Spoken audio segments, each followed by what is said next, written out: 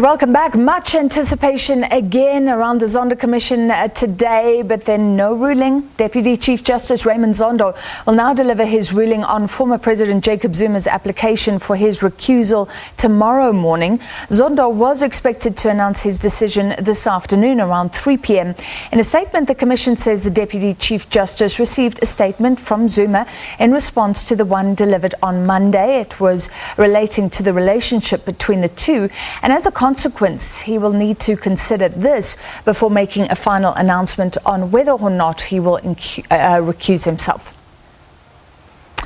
And this is the second delay because Zondo said he would announce his decision yesterday, but then he required time to read more documentation. Let's discuss. We're joined by legal journalist Karyn Maughan. So Karyn, we were expecting a ruling around this recusal that didn't happen. What are the reasons? Do we know more about Zuma's sort of further argument for the recusal?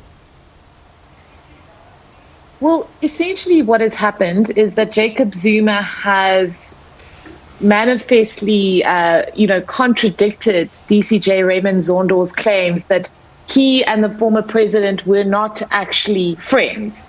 And he's produced a number of issues on which he says Zondo, in his statement before the commission, misrepresented the dynamics of their friendship, and also falsely claimed that they had not discussed the potential impact of their relationship on Zondo's judicial ambitions. He's saying that that is simply not true, and he's filed an 8-page statement in which he sets out the basis for which he says that.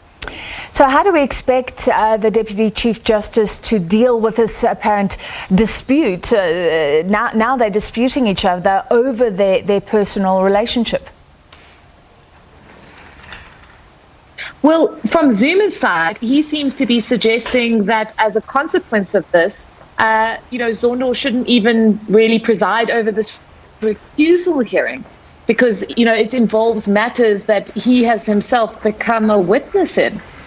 Certainly, the situation, Francis, is extraordinary. I've never seen anything like it before.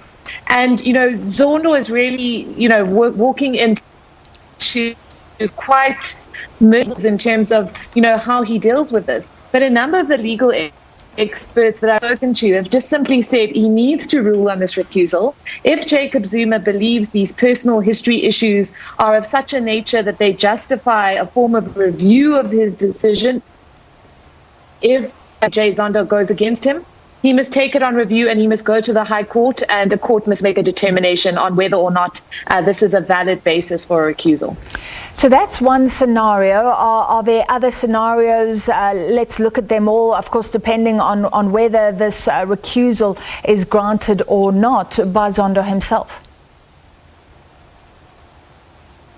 Well, there has been a suggestion from Zuma's lawyers that he will present evidence on affidavit. So he will provide the inquiry with, documentation addressing his responses to the key issues that they have raised with him. Make Kakani throughout the hearing on Monday. We don't know whether or not that Zuma is not prepared to testify. It really just remains to be seen what Zondo finds tomorrow and how the matter path forward. He could also say, yes, you have convinced me that perhaps, there's a reasonable basis for you to perceive that I may not be impartial. Maybe I should call in another judge to hear your evidence.